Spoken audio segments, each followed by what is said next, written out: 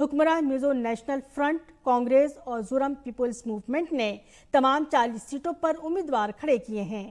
ساتھ ہی B J پی 23 حلقوں میں الیکشن لڑ رہی ہے۔ چھتیس گڑھ کے دوسرے مرحلے کے لیے تمام اسٹار کیمپینر انتخابی تشہیر میں مصروف ہیں۔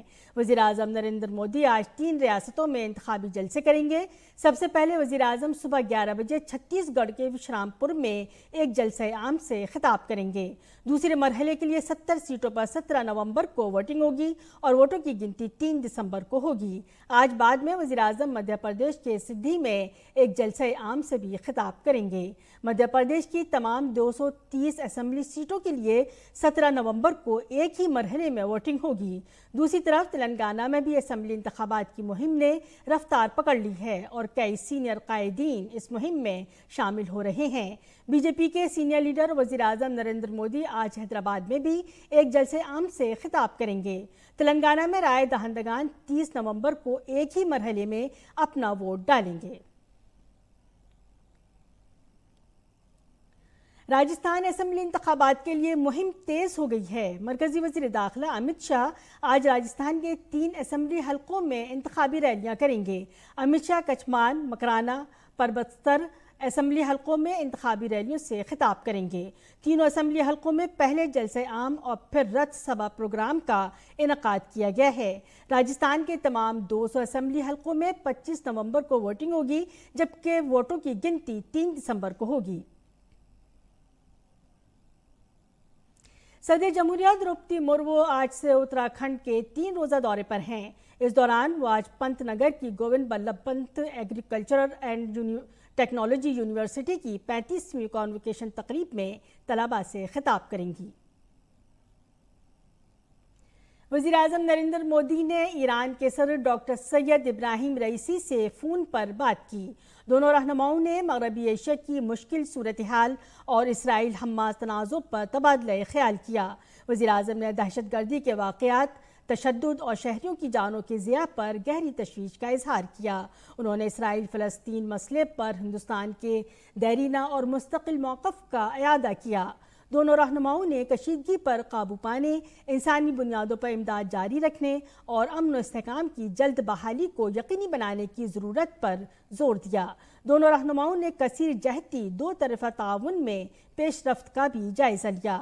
انہوں نے علاقائی روابط کو بہتر بنانے کے لیے ایران میں چابہار بندرگاہ پر توجہ اور ترجیح دینے کا خیر مقدم کیا۔ دونوں ممالک نے علاقائی امن، سلامتی اور استحکام میں اپنے مشترکہ مفاد کے پیش نظر رابطے میں رہنے پر اتفاق کیا۔ بھوٹان کے بادشاہ جگمے کھیسر نامگیال وانگچک بھارت کے دورے پر ہیں۔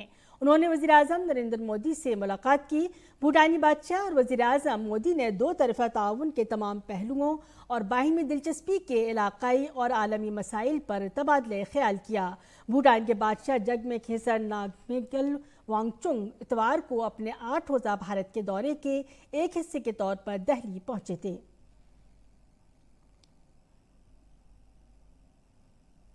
وزیراعظم نریندر مودی نے میٹنگ کے بعد سوشل میڈیا سائٹ ایکس پر ایک پیغام میں لکھا، بھوٹان کے عزت مآب بادشاہ جگمے کھیسر نامگیال وانگچک بھارت دورے کا خیر مقدم کرتے ہوئے خوشی ہو رہی ہے۔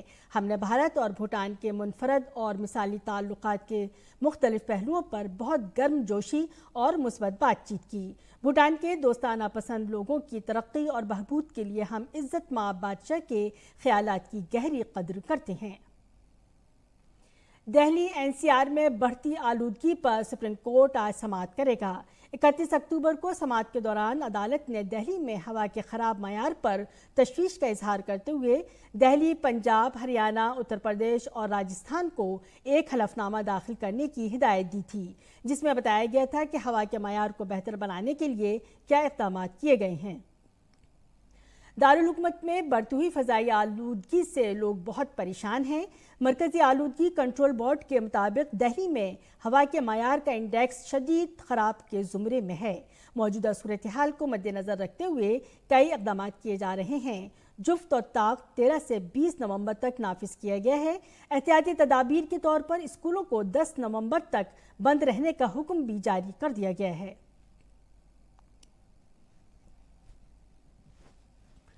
वज़ीर-ए-आज़म नरेंद्र मोदी के जरिए माड़ी गरबे पर शरद पूर्णिमा की रात को गुजरात के राजकोट में 1 लाख लोगों ने गरबा खेलकर आलमी रिकॉर्ड बनाया। राजकोट शहर के रेस कोर्स ग्राउंड में गरबा खेलने के लिए 1 लाख से ज्यादा लोग जमा हुए थे। वर्ल्ड रिकॉर्ड ऑफ इंडिया की टीम की मौजूदगी में गुलकार पार्थिव गोयल ने वज़ीर-ए-आज़म मोदी के जरिए लिखे गए गरबा को गाकर 1 लाख लोगों को गरबा की ताल पर रक्स करने पर मजबूर कर दिया। गुजरात के वजीर दाखिला हर्ष संघवी और रियासती बीजेपी सदर CR पाटिल ने 1 लाख लोगों की मौजूदगी में आलमी रिकॉर्ड की सर्टिफिकेट को मंजूरी दी।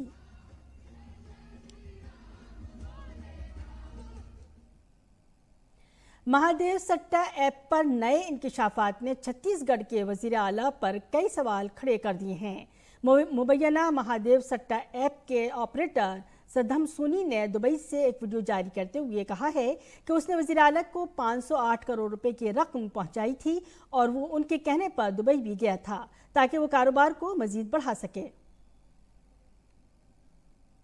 508 करोड़ की रकम मुख्यमंत्री भूपेश बघेल तक शुभम सोनी ने पहुंचाई है और जो सौरभ और रवि जो 2 नाम निकलकर सामने आ रहे हैं वो शुभम सोनी के ही रखे हुए कह सकते हैं कि एक तरीके से कर्मचारी हैं।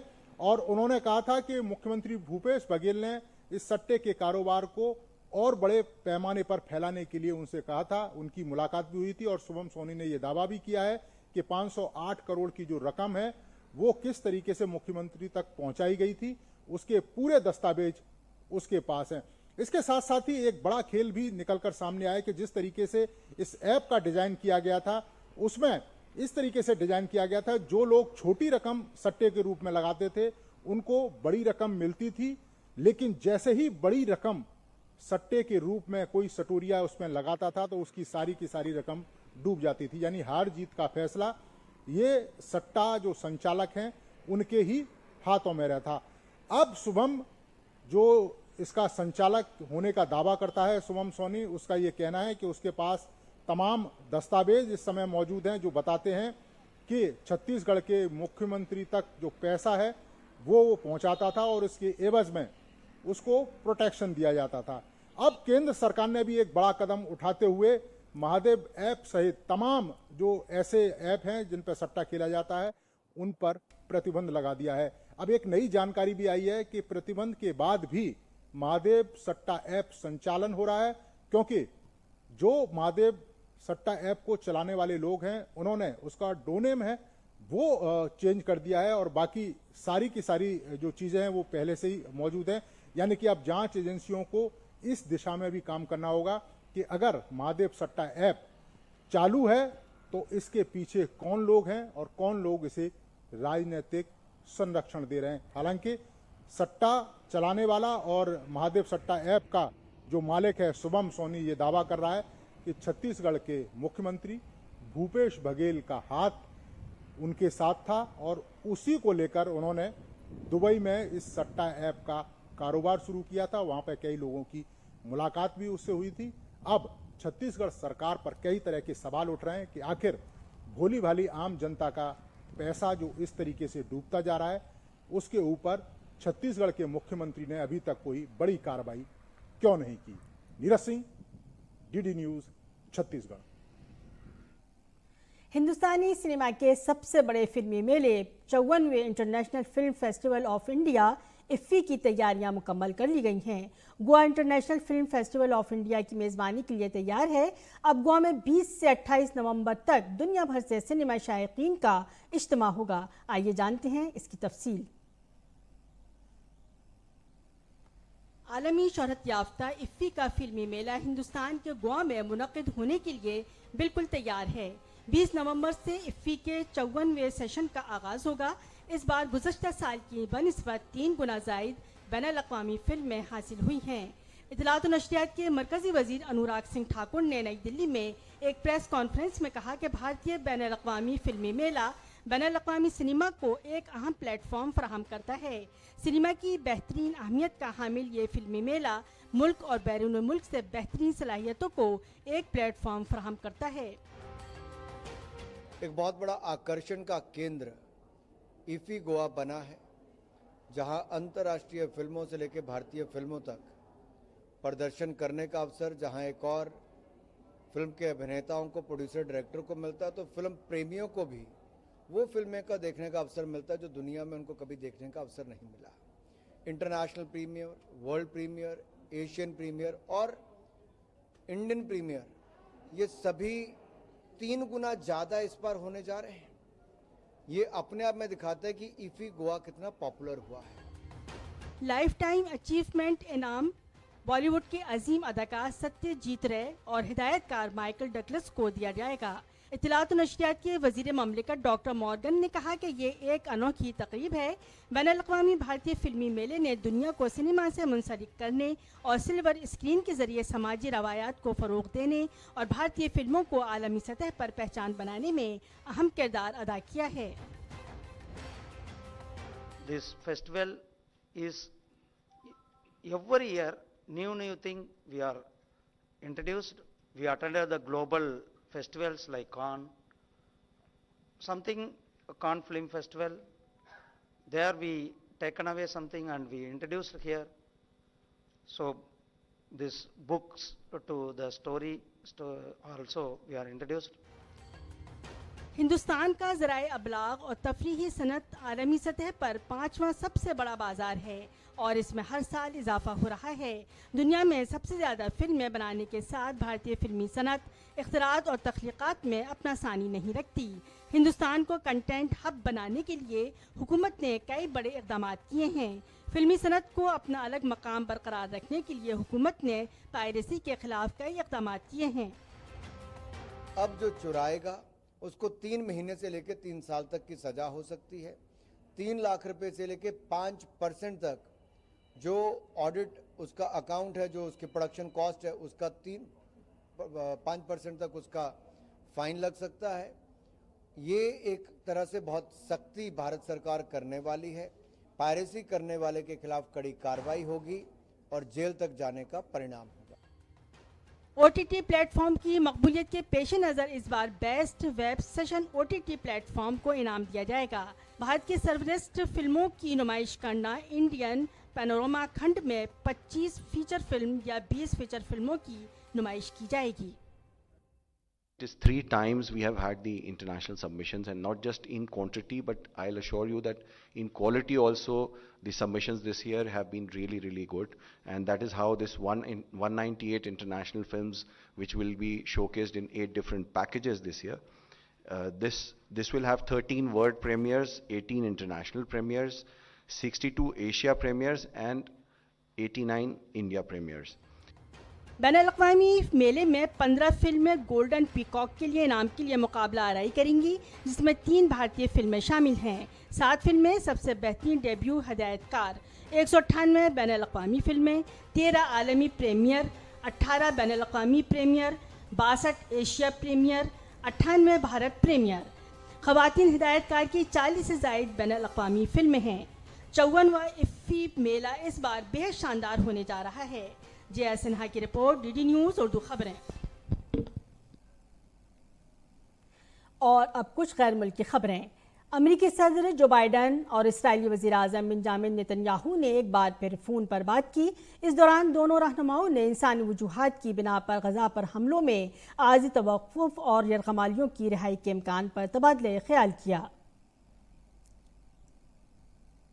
इसराइल और हमास के दरमियान तनाज़ा जारी है। इसराइल ने लबनान में शिया अस्करियत पसंद ग्रुप हिज़्बुल्लाह के ठिकानों पर हमले किए हैं। यह हिज़्बुल्लाह की तरफ से शुमाली इसराइली शहरों पर दागे गए रॉकेटों का जवाब था। हमास के हाथों यरग़माल बनाए गए लोगों के चेहरे यरूशलेम की दीवारों पर आवेज़ा किए गए हैं। इसराइल का कहना है कि हमास के मुसल्लह अफराद ने इस हमले में गज़ा में 1400 अफराद को हलाक और 240 से ज़ायद को यरग़माल बनाया था। चिली भी अब बैनुल-अक़वामी शम्सी इत्तेहाद में शामिल हो गया है। वज़ारत ख़ारिजा के तर्जुमान आदमन बागची ने ट्वीट करके ये इत्तला दी। अब चिली इस इत्तेहाद का 95वां रुकन बन गया है।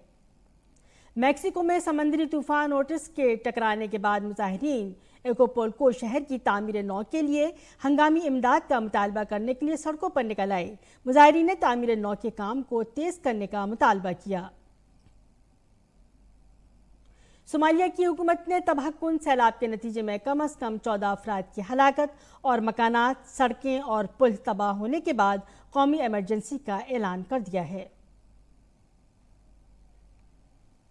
اور اب پیش ہے دلی سے شائع اردو اخبارات کا مختصر جائزہ۔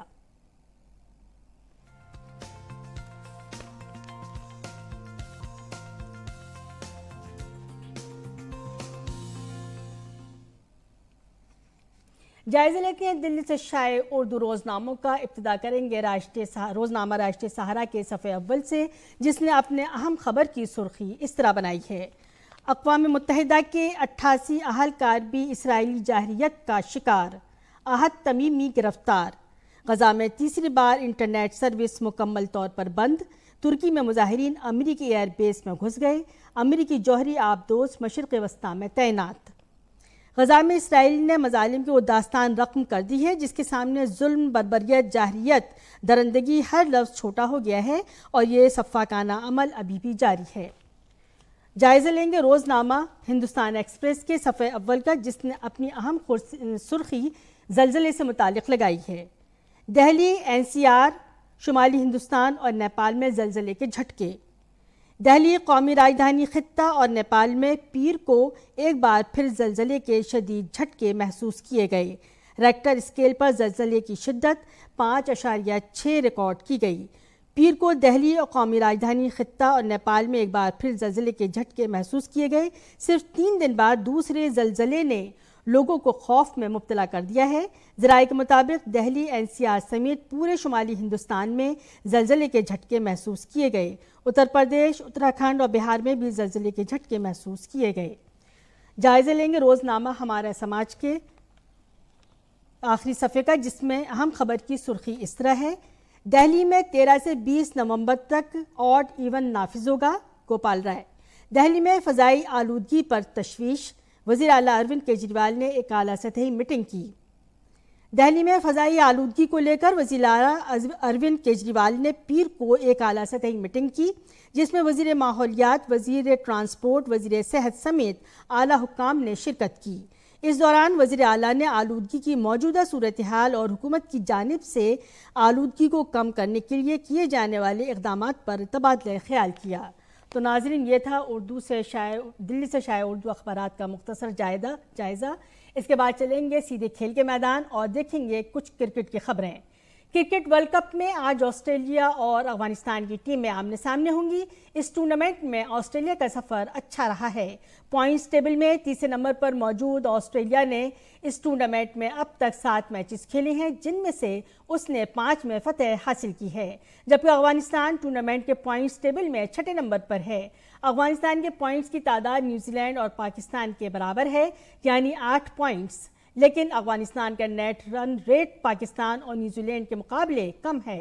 افغانستان کی ابھی 2 میچ باقی ہیں، جن میں جیت کر وہ ICC کرکٹ ورلڈ کپ کے سیمی فائنل کے لیے کوالیفائی کر سکتا ہے۔ افغانستان آج کا میچ جیت کر سیمی فائنل کے لیے اپنا راستہ آسان کرنے کی کوشش کرے گا۔ کرکٹ ورلڈ کپ میں بنگلہ دیش نے سری لنکا کو 3 وکٹوں سے شکست دے دی۔ اس شکست کے ساتھ سری لنکن ٹیم باضابطہ طور پر سیمی فائنل کی دوڑ سے باہر ہو گئی ہے۔ دہلی کے ارون جیٹلی اسٹیڈیم میں کھیلے گئے اس میچ میں سری لنکا نے پہلے بیٹنگ کرتے ہوئے 49.3 اوور میں تمام وکٹوں کے نقصان پر 279 رنز بنائے۔ جواب میں بنگلہ دیش نے 7 وکٹوں کے نقصان پر 282 رنز بنائے اور میچ 3 وکٹوں سے جیت لیا۔ بنگلہ دیش کی جانب سے نظم الحسن شانتو نے 90 رنز کی اننگز کھیلی۔ کپتان شکیب نے 82 رنز بنائے۔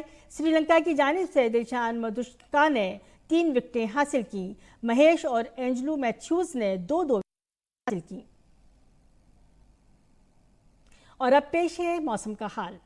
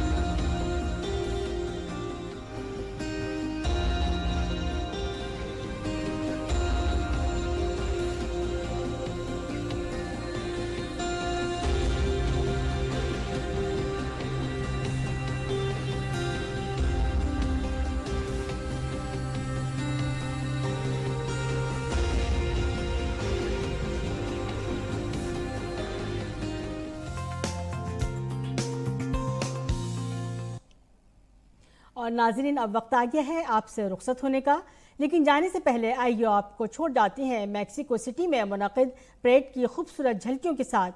ہمیں دیں اجازت، آداب۔